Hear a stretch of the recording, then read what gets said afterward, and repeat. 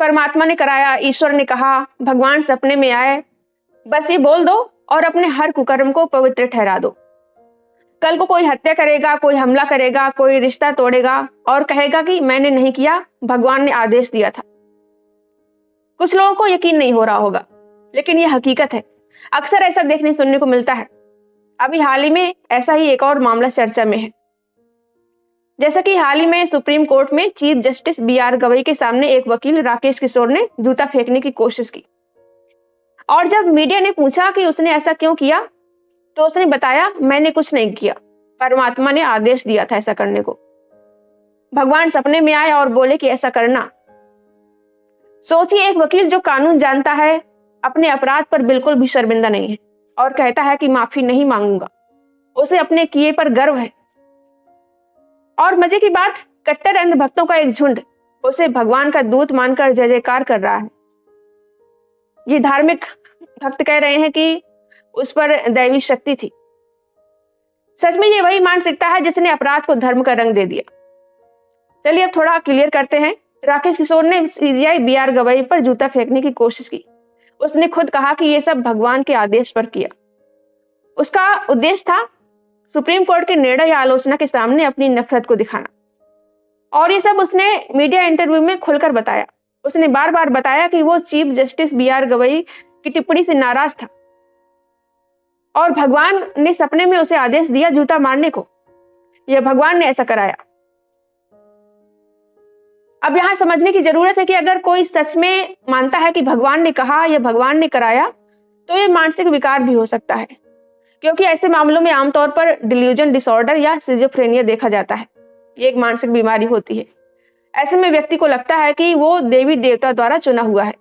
उसे आवाजें सुनाई देती हैं या सपने दिखते हैं जो उसके लिए वास्तविक लगते हैं, और फिर वो जो करता है उसे दिव्य आदेश समझता है, देवी देवता का आदेश समझता है। लेकिन याद रखिए, हर कोई जो कहता है कि भगवान ने कहा, देवी देवता ने आदेश दिया, वो हर कोई बीमार नहीं होता है।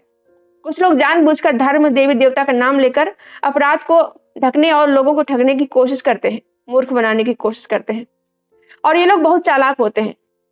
वे जानते हैं कि लोग भगवान और धर्म के नाम पर सवाल नहीं उठाते, तो वो धर्म का इस्तेमाल करके सत्ता और डर का गठजोड़ बनाते हैं, अपनी बात को सही ठहराते हैं। और ये वही लोग हैं जिनके जय जयकार किए जाते हैं, जयकारे लगाए जाते हैं। वे कहते हैं कि अरे ये तो भगवान का दूत है, इस पर दैवी शक्ति है, हमें समर्थन देना चाहिए, और इससे अपराध को धार्मिक मान्यता मिल जाती है। लेकिन बात यह है कि अगर समाज चुप रहेगा, अगर न्यायपालिका और मीडिया कमजोर पड़ेंगे, तो कल को हर अपराधी यही कहेगा कि भगवान ने कहा था ऐसा करने को, देवी देवता ने ऐसा कराया, और हर बार वही लोग उसे पूजा करेंगे जो अंधभक्त हैं और अपनी सोच खो चुके हैं। तो हमें दो बातें यहां समझनी होंगी। अगर कोई सच में भ्रम में है तो उसे इलाज की जरूरत है, और अगर कोई जानबूझकर ऐसा कर रहा है अपराध और भगवान का नाम ले रहा है, तो उसे सजा मिलनी चाहिए। लेकिन हमारे समाज की सबसे बड़ी कमजोरी है चुप्पी। लोग डरते हैं सवाल उठाने से, क्योंकि भगवान के नाम पर सवाल उठाना पाप माना जाता है। लेकिन सच तो है कि भगवान कभी किसी से कुछ नहीं कराता है, क्योंकि भगवान होता ही नहीं है। ये सब सिर्फ मन की कल्पना है। लेकिन अपने अपराध को ढकने के लिए लोग भगवान का नाम ले आते हैं। राकेश किशोर की घटना सिर्फ एक एग्जाम्पल है। ये दिखाती है कि कैसे धर्म और अंधश्रद्धा का गलत इस्तेमाल किसी भी कानून या व्यवस्था को चुनौती दे सकता है। ऐसे एग्जाम्पल कोई नई बात नहीं है। ऐसे कई केस भारत में अलग अलग राज्यों से दर्ज हुए हैं। उत्तर प्रदेश में 2021 में एक मामला सामने आया था। इसमें व्यक्ति ने अपनी पत्नी की हत्या कर दी और पुलिस से कहा कि मां काली ने आदेश दिया था, बलि देनी थी। सोचिए, इंसान ने अपनी पत्नी की जान ले ली और पूरा दोष डाल दिया एक देवी पर। मीडिया रिपोर्ट्स के मुताबिक वो आदमी अपने आप को देवी का सेवक बताता था और कहता था कि देवी उसके सपनों में आती है। बाद में जांच में पता चला कि वो उसे मानसिक बीमारी थी और वो भ्रम में जी रहा था। लेकिन इस घटना से एक बात साफ होती है, जब धर्म और मानसिक असंतुलन का मेल हो जाए तो इंसान किसी भी हद तक जा सकता है। ऐसे ही मध्य प्रदेश में एक व्यक्ति ने अपने बच्चे की हत्या कर दी क्योंकि उसने बताया कि भगवान ने सपने में बलि मांगी थी। बाद में जांच में पता चला कि वो मानसिक रूप से अस्थिर था, बीमार था। और बिहार, झारखंड में भी ऐसे कई मामले आए हैं कि देवी का आदेश या भूत प्रेत ने कहा के नाम पर हत्या या हिंसा की गई है। अब देखिए, कुछ लोग तो सच में मानसिक रूप से बीमार होते हैं, लेकिन कुछ लोग ऐसे भी होते हैं जो बहुत चालाक होते हैं, जो जानते हैं कि अगर भगवान, परमात्मा या देवी का नाम लिया जाए तो समाज सवाल नहीं करेगा और उसे सच मान लेगा। ऐसे लोग बीमारी का बहाना नहीं बनाते, बल्कि धर्म का नकाब पहनकर अपने गुनाह छिपाते हैं। इनका मकसद सिर्फ लोगों को बेवकूफ बनाना और अपने अपराध को पवित्र दिखाना होता है। सोचिए, आसाराम बापू ने बलात्कार किया और बोला, मैंने कुछ गलत नहीं किया, सब भगवान की लीला है। ऐसे ही गुरमीत राम रहीम ने 2 आदमी का शोषण किया और कहा कि मैं भगवान का दूत हूं, मुझ पर आरोप लगाना भगवान को गाली देना है। ऐसे ही नित्यानंद ने महिलाओं का रेप किया, करोड़ों की ठगी की और बोला, मैं भगवान शिव का अवतार हूं, मुझ पर कानून लागू नहीं होता है। ऐसे ही राधे माँ, जो खुद को देवी कहकर सोने गहनों में लिपटी रहती हैं और भक्तों से सेवा कराती है, खुद को देवी बताती है। अब बताएं, ये लोग बीमार हैं या धूर्त? ये तो चालाक अपराधी है ना, जो जानते हैं कि धर्म के नाम पर कानून और समाज दोनों की आंखों पर पट्टी बांधी जा सकती है। ये मानसिक रोगी नहीं है, ये समाज के सबसे खतरनाक लोग हैं, क्योंकि ये भगवान का नाम लेकर अपराध को सम्मानित बना देते हैं। इन सब पर मुकदमे चले, सजा भी हुई, लेकिन आज भी लाखों लोग इनको पूछते हैं, इनके प्रवचन सुनते हैं, क्योंकि लोगों को यह समझाया गया है कि भगवान और भगवान के दूतों पर सवाल मत उठाओ। ऐसे में अगर समाज चुप रहेगा, समझदार लोग चुप रहेंगे, तो अगला अपराधी फिर वही बहाना देगा कि भगवान ने कहा था ऐसा करने को। तो जब कोई कहे कि भगवान ने कहा था या भगवान ने कराया, किसी देवी देवता ने कराया, तो सबसे पहले सोचना चाहिए कि क्या वो सच में भ्रम में है, क्या उसे सच में मानसिक बीमारी है, या वो सिर्फ अपराध को ढकने वाला धूर्त है। चीफ जस्टिस BR गवई जी ने जूता फेंकने के दोषी अपराधी वकील राकेश किशोर को माफ करके सही नहीं किया।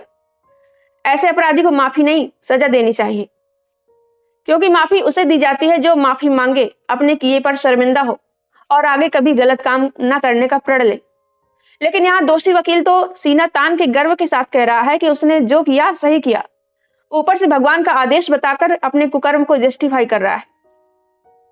इस अपराधी वकील को कड़ी सजा मिलनी चाहिए, वरना आगे किसी के साथ भी इससे भी ज्यादा बड़े कुकर्म कर सकता है।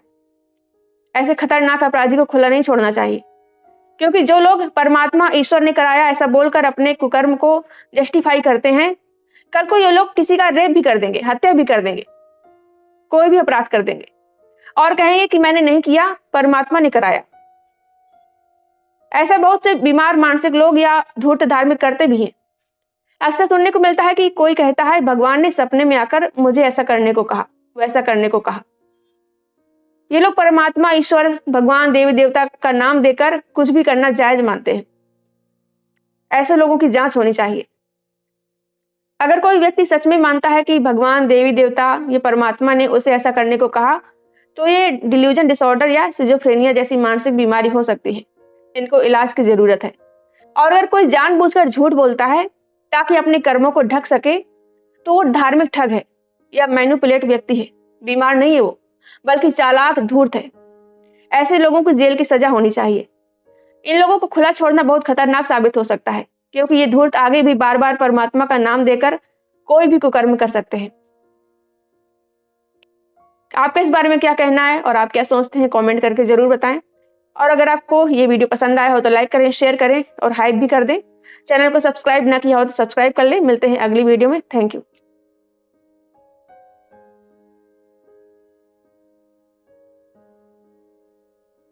अगर आपको मेरा काम पसंद आ रहा हो और आप चाहते हैं कि मैं इसी तरह बिना डरे, बिना किसी के दबाव के सच्चाई और सामाजिक मुद्दों पर बोलती रहूं और अंधविश्वास के खिलाफ समाज को जागरूक करती रहूं, तो आप अपनी इच्छा अनुसार मेरी आर्थिक मदद भी कर सकते हैं।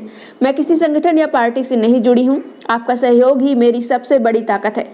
आप अपना सहयोग वीडियो के नीचे दिख रहे थैंक्स के बटन पर क्लिक करके या फिर मेरी UPI ID shashi-singh9192@OKICICI पर सीधे भेजकर या फिर स्क्रीन पर दिख रहे QR कोड को स्कैन करके कर सकते हैं। आपकी हर छोटी से छोटी मदद मेरे लिए बहुत कीमती है। आपका छोटा सा सहयोग भी मुझे मजबूती देता है, क्योंकि जब जनता खुद साथ देती है तभी बदलाव होता है। धन्यवाद।